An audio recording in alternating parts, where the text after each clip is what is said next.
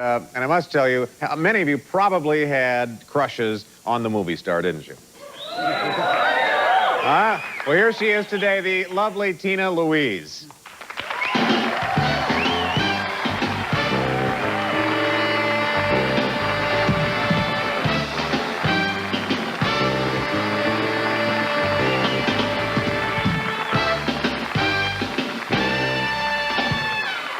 Thank you for being with us. Well, my pleasure. Yes, this is exciting. It is kind of exciting, isn't it? It's exciting for us because we see you now after these many years. How are you, Tina? I'm great. Lovely to see you. Oh, it's good to see you. You look so good. Look at you. It's like you. kind of weird. Oh, what do you mean? You look the same. You look perfect. You look fit. You look glamorous. Oh, thank you, thank you, thank you. You know, you kind of think when you're a kid watching Gilligan's Island, when a ginger grew up and got fat and dumpy. The answer would be no, you did not. No, we don't want to do that. No. It's not healthy. Well, you look good. Tina Louise is an iconic figure, especially in the realm of classic television, celebrated for her numerous achievements and contributions to the small screen. Best known for her role as the glamorous movie star Ginger Grant on the beloved series Gilligan's Island, Louise captured the hearts of millions with her enchanting on-screen presence and magnetic allure. She was born Tina Blacker, February 11th, 1934 in New York City. She's the only child of her mother Sylvia Horn and her father Joseph Blacker, who owned a candy store in Brooklyn. At the age of 2, she appeared in advertisements for her father's candy store. Now, her parents divorced when she was 4 years old and she lived with her mother. Now, right about this same time, her mother's modeling career was taking off. So, Tina was placed into a private preparatory school from ages 5 to 8 where she stayed throughout the week. She says, they weren't mean to us, they didn't beat us, but it was not a very nice environment. And being that young and not seeing my parents throughout the week, it was just really hard. My mother was 18, first of all. Her father, she lost her mother when she was 3. Her father just saying in those days, he wanted her to get married. She met my father when she was 15. They got married probably when she turned 18. I wasn't there. And she had a baby. Within a year, the relationship, fell apart. And what is she's starting her life, and it was very difficult, for her. So I was placed with an aunt, and then I was placed with another aunt. And then there was somebody else, somewhere else. And then I was placed with a family who had a little boy. And then she was on her second husband, and I guess he didn't want a little girl. He wanted just his beautiful wife. And that's when I entered Ardsley, School for Girls, yeah. Did you understand when your mother left you that it was because her second husband didn't want a child? No, I've figured that out all along the way. And, it's a very difficult thing to deal with. It's painful, but you hold it in, and you just get moved from place to place. You have no control over your life.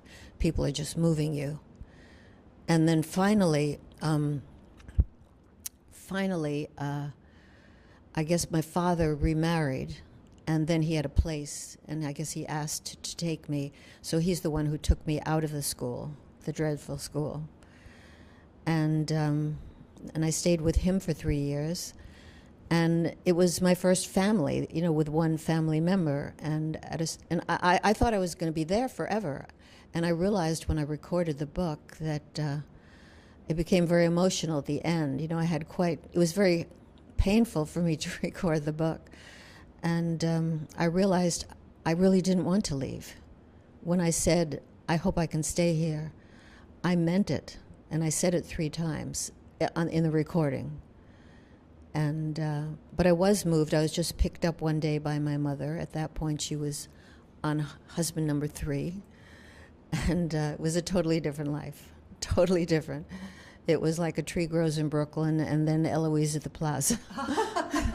There wasn't much communication, was there, with your parents? You saw them on Sunday, and that was the... Well, on occasion, but I don't remember seeing them very often there. It was sort of like I was on my own. Mm-hmm. It was a very unusual childhood, so I created sort of a diary of my movement because I would live with strangers, and then I would live with a cousin, and then I was in the boarding school, and then I lived, when the book ends, I lived with my dad for a couple of years. And then I lived with my mother for a couple of years, and then I went to another boarding school for high school, which I rather enjoyed. You know, I can't say I didn't enjoy the trip. I mean, it was, but there is still, I think, a deep loneliness. I think children sort of need to be loved by at least one person consistently. Your mother, your mother remarried. She married a wealthy doctor, and you became quite a debutante and a socialite there. Were you the Paris Hilton of the time? Not at all. Not really, no, because at the same time I did that, I had been doing, my first summer stock was with Lucille Ortel in Westport, Connecticut. And there I was spotted by some producers who were doing a review. And so I was on Broadway in the chorus. And I made my debut. The millionaire chorus girl, I they was called in you. the chorus, yes. Yeah. So, you know, and I was the only one who, when she walked out on stage, you know, took this tremendous bow and really enjoyed it, because I was 18 and I was, you know, in a show. And I knew how to handle myself, and I had a good time. As I say, I came out and then I went in again. You know, so it was a momentary thing for me. I wasn't into the society thing really at all. How did you get Tina Louise? Oh, my drama teacher in high school. I didn't have a middle name when I graduated, and I said, Mr. Somm, I'm the only one who doesn't have a middle name. And he said, well, you'll be Tina Louise. And that's how, and then when I went into show business, I said, well, that's it. You know, I don't know how it's going to work out, but I'm going to be just, you know, Tina Louise. I thought, I'll try that. The book is a very touching book, very sort of sad book about your childhood. It is. Yes, it is. You grew up and you went to a boarding school. Well, I grew up and I just walked in one door and out the other, and I just kept moving, and then I ended up in this boarding school, and I just thought it was a very interesting slice of my life, to say the least. And when I started working with the children, volunteering in the public school system, they just really inspired me to find a publisher, you know, for it. Your mom was very young when she had you. She was a teenager, and it's given me an opportunity to, you know, speak out about all these really serious issues of teenagers having kids. Right. Because it doesn't feel good. You know, it just really doesn't feel good. I mean, a teenager should stay in school, study, grow up, have a life, and when they're mature and financially responsible, decide whether or not they want to have a child. But, you know, children really need great attention and great love, and so I hope that, you know, this will help in some small way. There's some moments of levity, lightheartedness in the book, like when you put frogs in the bed of that girl in school. Oh, yes, because you see this pencil here? Yes. She sharpened this like a pencil like that, and she stuck me. Oh, look at that. You still And have a I little still thing. have Look, it. can we get a close-up of the little lead They took mark? me to the Look. infirmary, and they never really could get it out, you know? Yeah, you know what? I should circle it. Give me that. So we can see. There you go, everyone. There. Look, now look again, because you couldn't really see. And see the little thing in there? That's what it is. But it looks... But, you know, the thing is, if I saw her today, I'd give her a big hug, because, like, we didn't want to be there. What were we doing there? So you took We frogs were babies away from our mommies and daddies. Yeah. You were young, too. You were like 8? No, I was 6 and 7. 6 and 7. I left there when I was 8. Oh, really? Yeah, it was my little prison. Yeah. Yeah, no, I mean, if I saw Barbara Glomer today, I wouldn't give her any frogs. I'd give her a big hug and say, oh my God, what we went through. Why? Yeah, how did we get through that? Yeah, why? But we did. You know, we got through it. Now, you dedicated this book to your daughter? To my beautiful daughter, Caprice. And how old is she? Well, I keep her at 20, Rosie. Oh, really? Yeah. Okay, that's good enough for me. She's a grown-up. She's great. Yeah, she's great. She's starting her own record company. Oh, no kidding. And she works in the business. Now, did you think you growing up the way you did affect how you raised her? I just had the best time with her. You know, I was a grown-up. I think a child should be a rebirth. Right. You know, and I read to her every night, and I sang to her and talked to her, and I wouldn't leave her out of my sight. I just had the best time with her. One day, I remember when she was about 6 or 7, we were, you know, I was driving her to school, and she said, Mommy, are you going to drive me to college too? You know, she'd heard about college. I said, honey, if you want me to, I will. Right. And did you? No. You didn't? Not necessary. She went to NYU. Yeah. And She didn't need a ride. no. No, last time you were here, She said, "Mommy, stay home." I'll bet. We were in California at the time, and I said, "Well, now it's my chance to move back to New York." And oh no, Mom, it won't be like going away from home. You know, if You're there. if you're there. Right. So 6 months later, she said, "Mom, I'm not getting on the plane if you don't come to New York." Oh. She experienced being on her own. And so. did you go? Yeah. Then I came here and I moved here, and actually we live a block apart. That's very sweet. In general, I really look to the light. I live in the present, and I have a good life. You know, every part of my life is good, and I have a daughter. So I have 3 children now. I have my daughter and Kingston and Clementine, 2 beautiful little 6-year-olds. And every time, when you have a child, it's a rebirth. When you have a grandchild, it's amazing. It's just so amazing. Eventually, her mother remarried, this time to a doctor, and Tina no longer had to go to that school. Tina went on to attend Scarborough High School in Westchester, where her interest in singing and dancing led her to join the drama club. By the time she was a senior, she was starring in all of the plays and becoming very popular at school. Now, when she was 17, a lot of things started to happen. She was performing at the neighborhood playhouse in Manhattan. She also got accepted into the Actors Studio in New York, and she was voted New York Society's #1 debutante. In 1952, she appears on Broadway for the first time in the Bette Davis musical revue, Two's Company, and from there she appears in Broadway productions year after year until 1957 when she appears in Little Abner. And sharing the dressing room with her and making her Broadway debut was Julie Newmar, who went on to play Catwoman on the Batman series. The Little Abner production went on to be critically acclaimed and a box office success, which brought her to the attention of Hollywood, and Tina was signed for her first feature film, God's Little Acre, in 1958. The movie was entered into the Venice Film Festival, and Tina won a Golden Globe for New Star of the Year. Street Valley. What about me, Pa? I want to go too. I don't want to hang around here everlastingly waiting for something to happen. Can't wait to see Will again, can you? What'd I just get through telling you, Bud? She goes to see Will Thompson over my dead body. And Tina says she realized it was time to develop and deepen my knowledge of the craft. I went and studied under Lee Strasberg. He had the most dynamic effect on me. He influenced my life like no other man ever has. At this point, she got to appear on a few television shows such as The Phil Silvers Show, but she focused mainly on the movies, and in 1959 she appeared in the movie The Trap, starring Richard Widmark and Lee Cobb. And the same year she was in the movie The Hangman with Robert Taylor, Fess Parker, and Jack Lord. She was also in Day of the Outlaw with Robert Ryan and Burl Ives.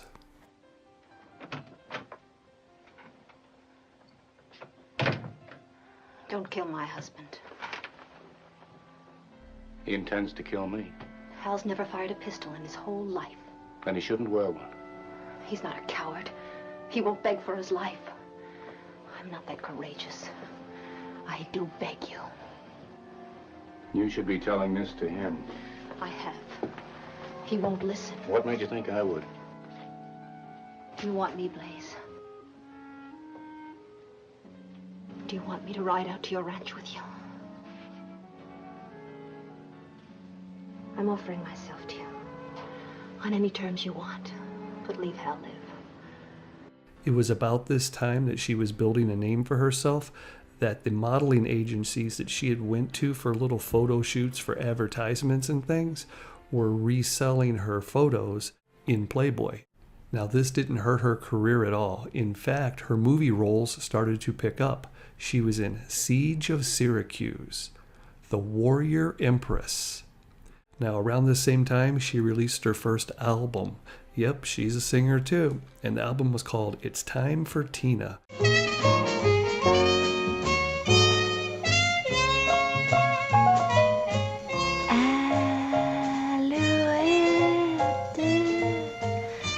Gentille alouette, alouette,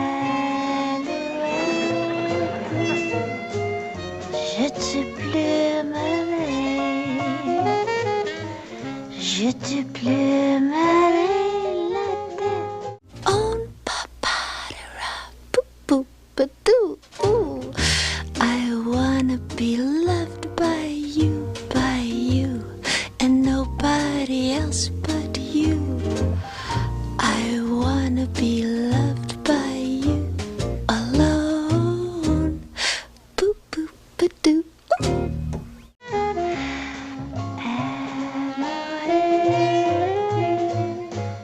Je te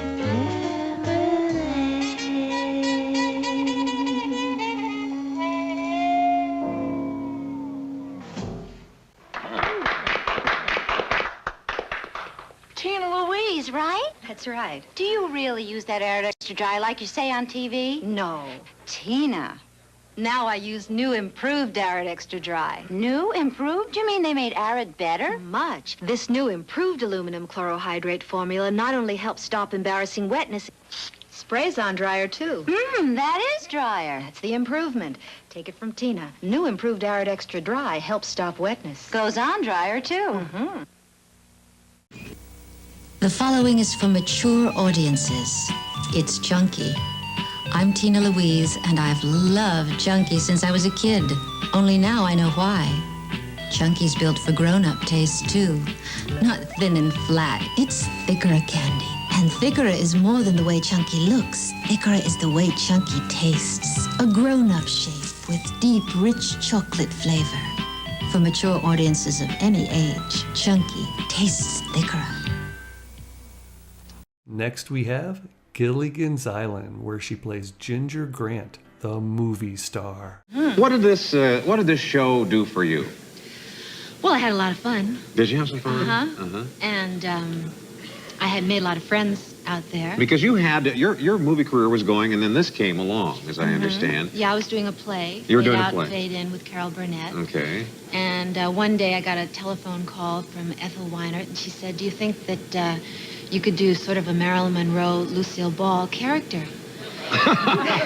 Sure. And I said, yeah. And so I left Fade Out, Fade In,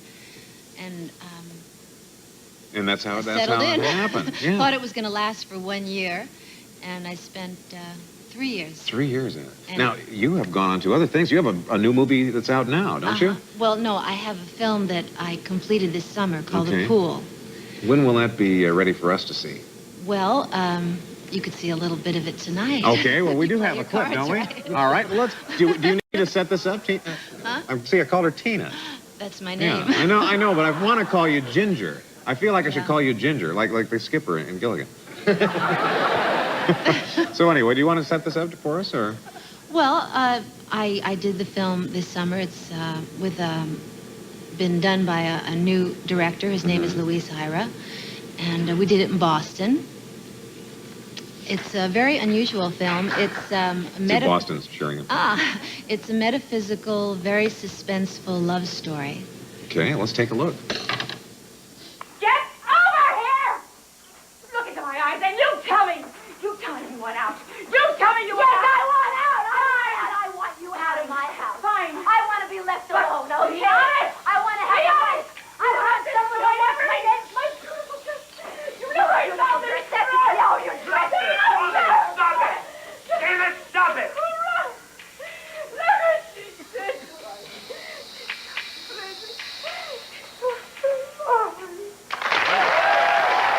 Much different. See, that's much different than we're used to seeing you.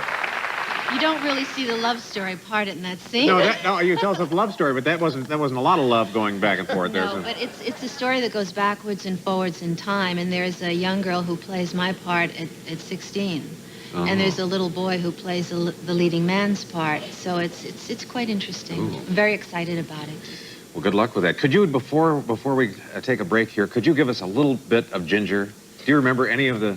Oh, yeah. Okay. Let me see. There was one time that the skipper said to me, Ginger, I've got a problem. I've got a real problem. You're a girl, aren't you? And Ginger said, well, if you don't understand that, Skipper, then you really do have a problem.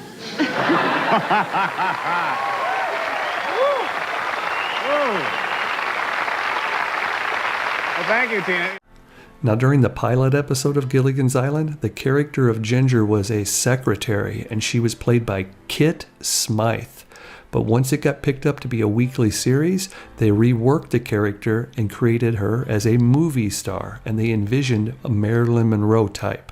So they asked Jane Mansfield to play the role, and she turned it down. Then in steps Tina Louise, and the rest is history. Early on in your life, you were a chorus girl, you were a model, you were a debutante, and in the latter part of your life, you spent a lot of time trying to live that down to do more serious things, didn't you? Well, I always did serious things along the way. They just, weren't paid that much attention to it. My first film was God's Little Acre, was in the Venice Film Festival. So that it was just something about that one part that just struck people, and they enjoy the fantasy, I guess. Do you think it might have been your great beauty? I think it was a combination of things, the way I chose to play it. I was asked actually to play it that way. I was asked, can I play a Marilyn Monroe, Lucille Ball type of character? And I thought it would work. When I got there, the director, strangely enough, tried to make it more of an Eve Arden type of a part. And I didn't think it would work that way. And it proved to be right, me. Tina Louise was co-starring in a Broadway musical at the time. It's from Hollywood, the island thing, and it's everything we asked for. Somebody out there definitely wants you. But it's still a TV show. You can always come back to the theater and movies. There's plenty of time for that. Listen to your agent, Tina. This is the kind of thing that can make you a household name. Your own series. I'm definitely the star. It's about an actress who gets stranded in the middle of the Pacific with, I don't know, some other people, nobody important. You play the actress. Sexy, glamorous. But here I'm starring on Broadway with Carol Burnett. The difference is that in this show, everybody else is starring with you.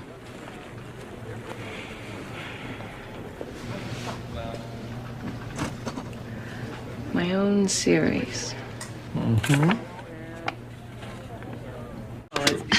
Ginger Grant is barely in the script at all. And she doesn't get any of the laughs. Sherwood? Well, keep in mind there are 7 of you on the island. Yes, but I was told this was my island. My show. I'm the star. I have to call my agent. If I'm going to be just another castaway, I'm going to make sure all eyes are on me. Can't we lower these necklines a little more? You can try, sweetheart, but it'll never get past network censors. They want glamour. This is glamour. Maybe so, but I don't think television's ready for those yet. Oh, you look great, Tina. Oh, lose the bangs, huh? Excuse me? Ginger wears bangs. Find something else. Well, it's not like anyone would really ever confuse the two of us. Just lose them, okay? Thanks. We were finally a group, the 7 of us, and we all gathered for our first official publicity shots. We took some of them around the lake and the Hollywood Hills. And if you look closely at those photos, you can see the pine trees in the background. Beautiful, beautiful, wonderful movie star. I mean, I was, pretty brand new, and I remember her in God's Little Acre with Rock Hudson with no question. I mean, she was a voluptuous, gorgeous woman. And I think I might have seen her on Broadway in Little Abner, because I'd gone with my dad to New York to see that. And I learned a lot from Tina. I learned a lot about camera angles and about makeup. I learned a lot from Tina. Tina knew. She knew what would make her look beautiful and what angles were good on her. And we had a little problem sometimes because she always wanted to be shot from the left, always from the left side. But she's beautiful from both sides, so it's kind of silly. Look, I can't do what you're asking. It's not my good side. I need to enter from camera right. Tina, everything's set up. The lights, the camera's going to take us a week to relight. I mean, please, come on. We've talked about this. I only want my left side on screen. Look, just please, do it this way. I promise you'll look great. Run it once for me, please. Please. Thank you. And rehearsal's up, everybody! And action! Run, everybody! The headhunters are coming! The headhunters are coming! This way!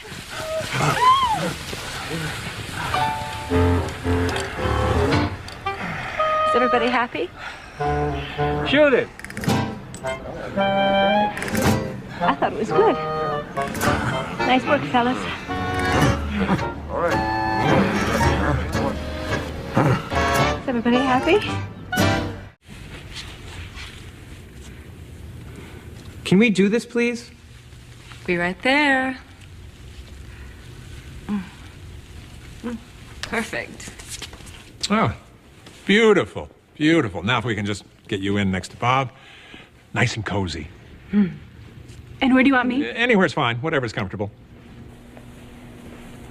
If we could just lose the hands. Oh, okay. Don't I need more makeup? You had me take so much off. Oh, you're fine, kid. You're Mary Ann. Sweet and natural. They're all yours. Okay. Smile, please.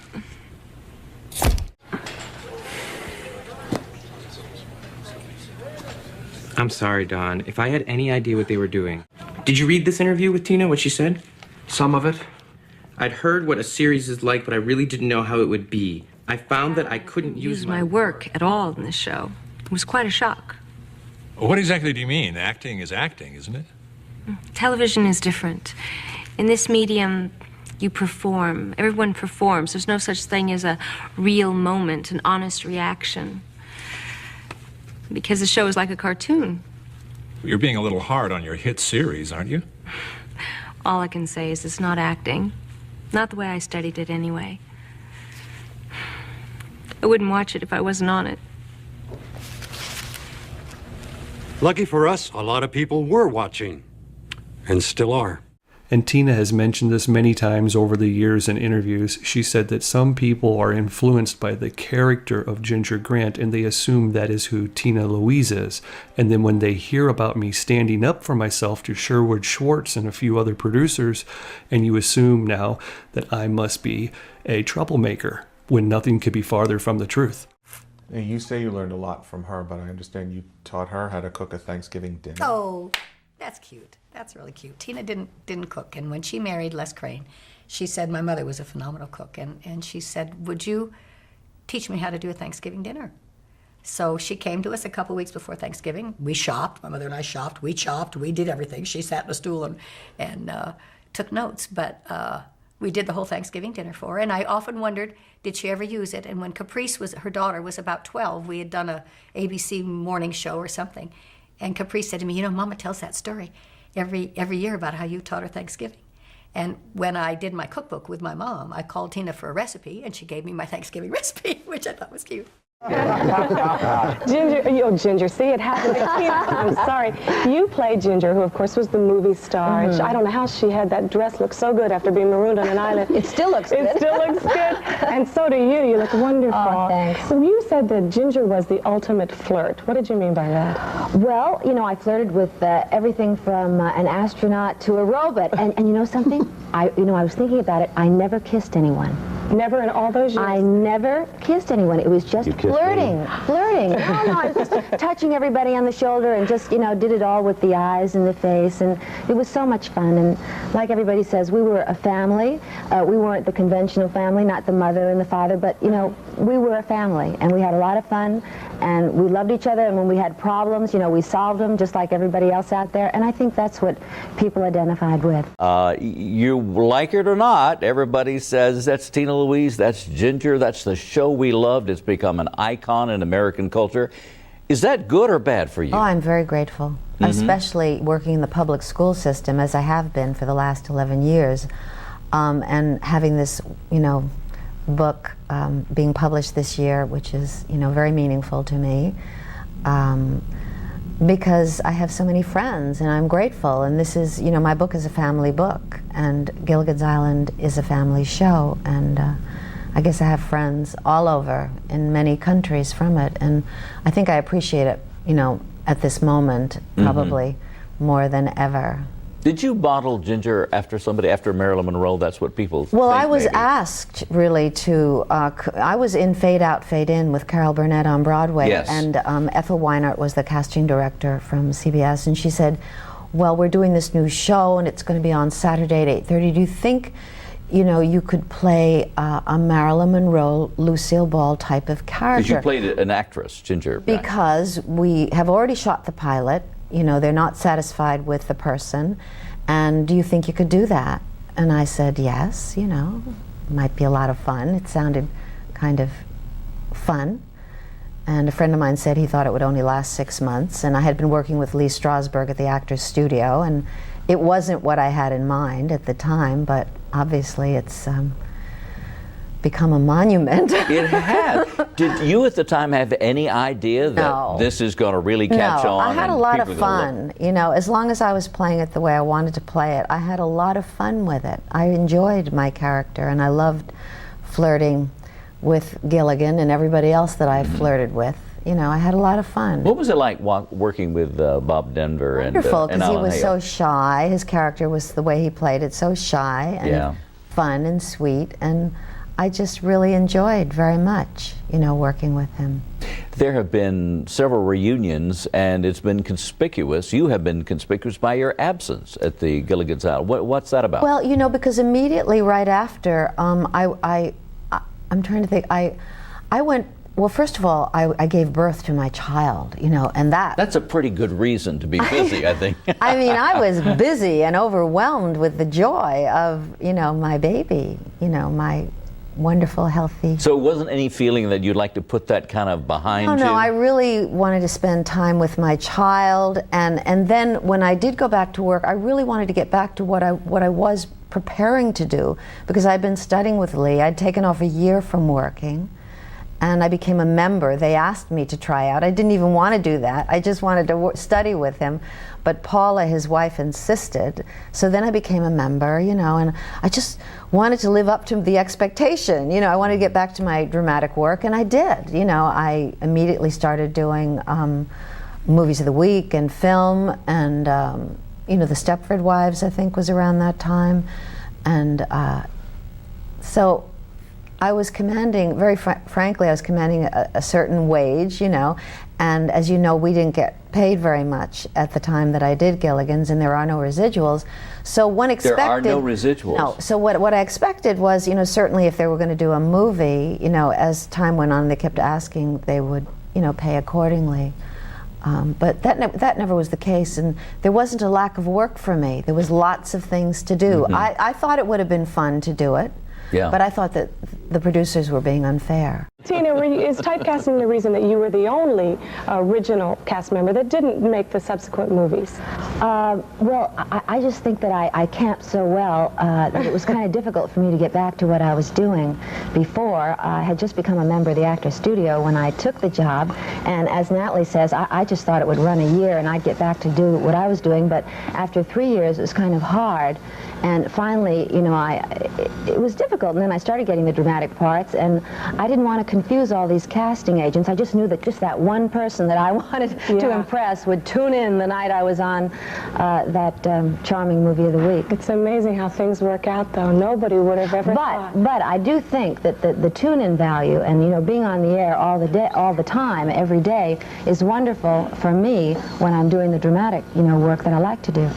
While the show's popularity has endured for decades, its financial rewards have not extended equally to all cast members, leaving Louise without the residuals she deserves. For those unfamiliar with the intricacies, residuals are ongoing payments made to actors for the repeated use of their work. They serve as a crucial form of compensation, ensuring performers receive their fair share as their performances continue to captivate audiences long after the original airing. But in Tina Louise's case, the absence of these residuals has been a source of profound disappointment. Despite the enduring popularity of Gilligan's Island, which has become a cultural touchstone and continues to entertain audiences through reruns, Louise has been left without the financial benefits that such success would normally entail. This glaring oversight in compensation is both puzzling and disheartening, as the timeless charm and magnetic presence she brought to the role of Ginger Grant were integral to the show's popularity and longevity. Louise's dismay over the lack of residuals is not solely driven by financial concerns, but rather by a deep-rooted sense of injustice. As an actress who poured her talent and dedication into breathing life into Ginger Grant, she feels her contributions have been undervalued and overlooked. It's a sentiment shared by many actors who find themselves grappling with similar situations.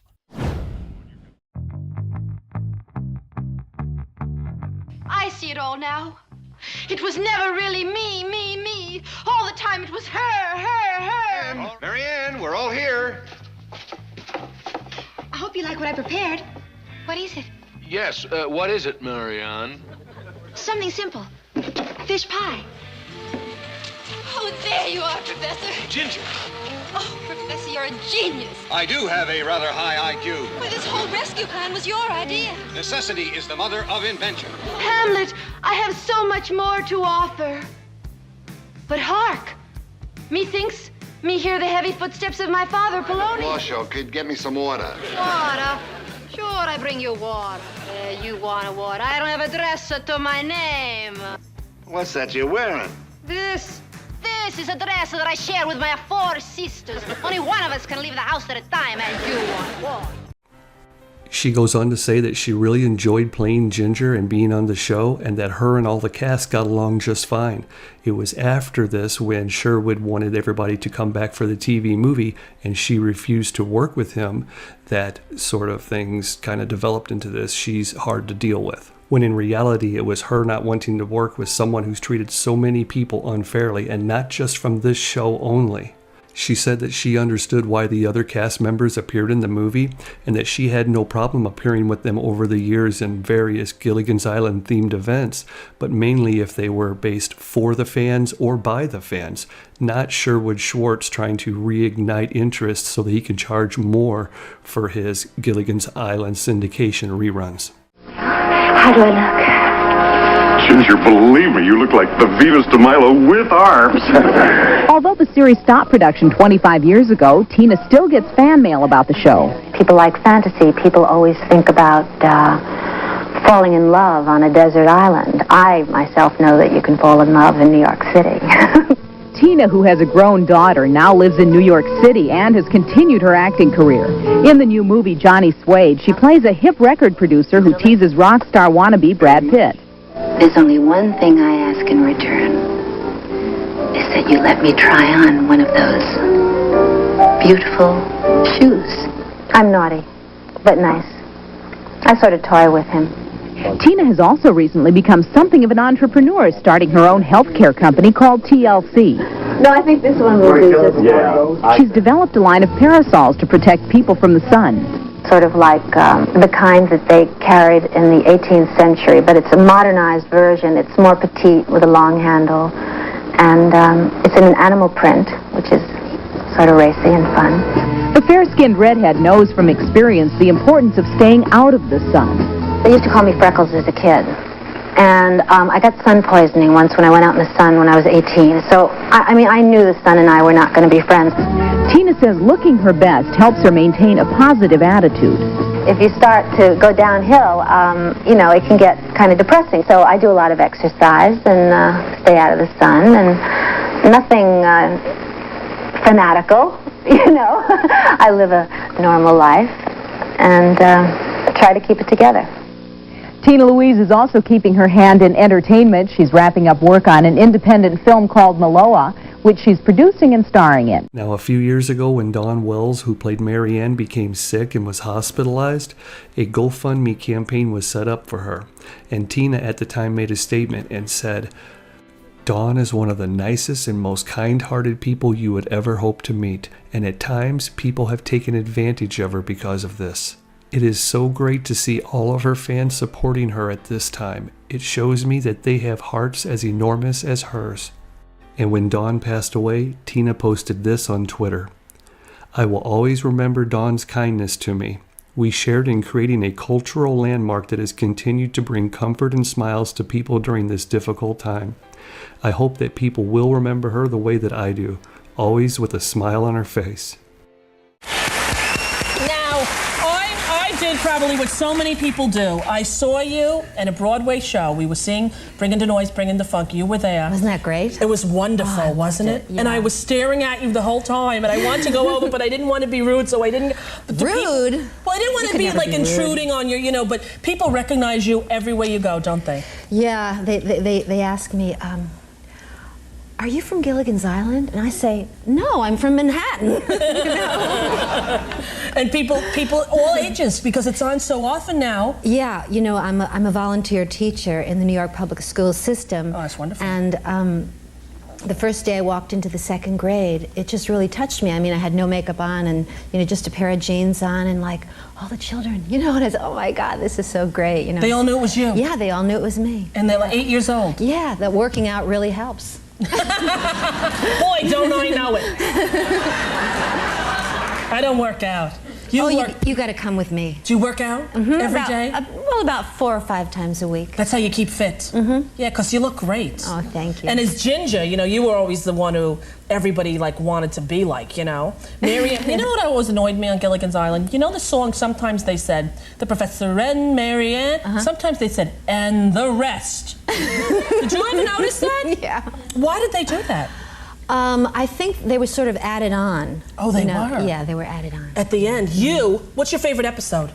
Look at you and Gilligan. Well, I liked when I sang I Want to Be Loved by You very much, and I liked Eva Grubb. That was fun, because I played 2 characters. Was right. This woman washed on shore. Yeah. You. And she wasn't very gorgeous, so you gave her makeup and she looked like... I made her over, You. And then she kind of liked the idea and she began to believe it, and she decided that she was going to, go back to Hollywood and really be me. When they told you were going to play this part, it seemed a little preposterous. Did you ever think it would be this huge success? No, I thought 6 months, over and out. I had just become a member of the Actors Studio, and this was like my first job, back to work. And I was just, it's amazing, and then forever and ever, never. Right, ad infinitum. They're going to make a movie, did you hear? I keep hearing that, yeah, if Ted Turner and Sherwood Schwartz get it together, I guess. Yeah, that would be great. Because one owns the foreign rights and the other one owns the American rights. Would you like to do it, to do the movie? Sure, absolutely. Yeah. Hey, what do you think I'm exercising for? That's right, there you go, you can still be Ginger. I live to be Ginger. We talked to Tina Louise, who told us who she'd like to see cast in the new Gilligan's Island movie. Shaun White. You know who that is? The Olympic athlete. Okay. With the red hair. That would be good. Yeah. I think that Steve Martin would make a wonderful Mr. Howell. I think Peter Krause would be a wonderful professor. And Michael Cera, of course, is a little young for me to play Gilligan, but I know that Sherwood Schwartz is interested in him. Betty White would be a fun Mrs. Howell. Mandy Moore would be an adorable Marianne. And of course, should somebody else play Ginger, then I'll just have to visit the island and beg Gilligan to let me make my movie. Tina also filled us in on her unforgettable Oscar moment. Well, I think it was my first film, and some producer took me. I was introduced in a film called God's a Laker, and I remember the ride to the Oscars, and I was pretty excited and pretty scared, but I got myself out there and I said whatever I had to say, and it was very exciting. Unlicensed Ginger Doll.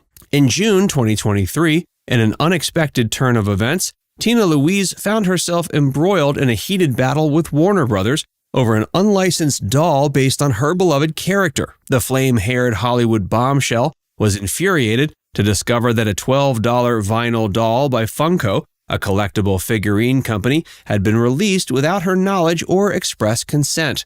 The doll, a striking resemblance to Tina's Ginger Grant, donned psychedelic beach attire and featured the signature beauty mark on her cheek. The advertising campaign for the 4-inch figure enticed fans to add it to their Gilligan's Island collection, proclaiming that this Hollywood star shines in her dazzling outfits. But Louise was left in the dark about the creation of this doll until her daughter informed her, and soon her home was flooded with these miniaturized versions of herself sent by devoted fans seeking autographs. Initially taken back by the doll's existence, Tina began questioning who was benefiting from the use of her likeness. With a sense of frustration, She wondered why she had not been involved in the discussions or compensated for the licensing of her character's image. The actress expressed her disappointment with Warner Brothers, highlighting the lack of consideration for her rights and the absence of any licensing fee. Louise's outcry reached her fans through a Facebook post, garnering an outpouring of support with over 1,200 comments. She explained that her decision to speak out stemmed from a culmination of frustration, as she'd always been excluded from conversations about her character's merchandising. The doll, undeniably resembling Tina Louise herself, became a symbol of the larger issue of uncredited use of her likeness and the absence of fair compensation. As the last surviving castaway from the beloved sitcom, which aired from 1964 to 67 and has since gained enduring popularity through syndicated reruns, Tina found herself navigating uncharted waters once again. While Funko Pop also released dolls of other Gilligan's Island characters, including Gilligan, the skipper, Thurston Howell III, his wife Lovey, Marianne, and the professor, Louise's frustration stemmed from the perceived injustice of her likeness being utilized without her involvement or financial compensation. Warner Brothers representatives have declined to comment on the matter. I mean, every girl that I know wanted to be you. They wanted to be Ginger. They wanted that glamorous. And every guy I know wanted you.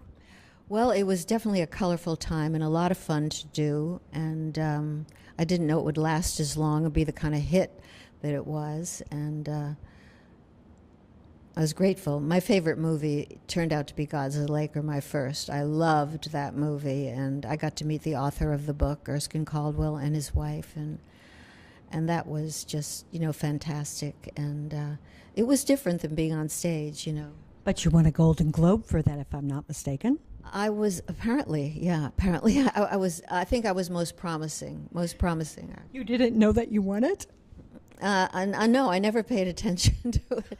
I didn't even know. I was moving so fast, hon. Things happened so fast. Before I knew it, I was in Europe and doing films over there, and then I was coming back, and then I met Lee Strasberg, and so many things kept happening, and it was great. It was great. So the beginning was not the end of the story. The way it started, never could have dreamed that all of this would have happened to me, but I appreciate it. You're the last surviving member of Gilligan's Island, and I have to ask this because I would be remorse if I were, because I'm a journalist. Did you ever think that you would survive the show, that you would be the last standing person? Well, I am healthy. I'm very healthy, conscious, and from what I understand, it's really important to have several plant meals a day. If you really want to be healthy, and I'm into that, and I do my own cooking. I'm not an order-in person, and I do my exercise. And I got into walking a lot when I found out that I had an app on my phone that could tell me how much I walked. So now I minimum I walk a mile every day, and some days 2 miles, and then when I go to the school, usually it's 3 miles because it's further uptown, and it's all good. Is there anything that I haven't asked you that you would like? I think I've told you more than I've told most people. But you get to have the last word. I think the last word is just live one day at a time and live in the present. I love that. What have you learned about life? What have you learned, Tina? I think the most important thing is to serve somebody else, to serve somebody else's needs. And that's why working with the children means so much to me. But I really think that this is something that really should be taught. I've addressed some teenagers, young people that want to be in the theater, in the movies, etc. And I've said, you must concern yourself with somebody else. You must find some other group of people to help. You can't just think about who you want to become. I think service is really the most important thing. Rick Warren wrote a book, A Purpose-Driven Life, and he says, it's not about you. It's really about the other guy. Mm-hmm. How can you help the other guy? And there's just a multitude of ways in the course of a day that you could help somebody else. I think people have aches and pains and so many things wrong, and I think so many aches and pains would go away. if they were really serving somebody else's needs. And I think that's the most important thing. You know? Tina, as you look back, do you have any regrets about anything? Something you'd like to have done differently? I have no regrets. No, I think I've been very fortunate. You know, I've been very, very fortunate. Well, you've had a great life and many good years to come. Having a great life. Indeed you are.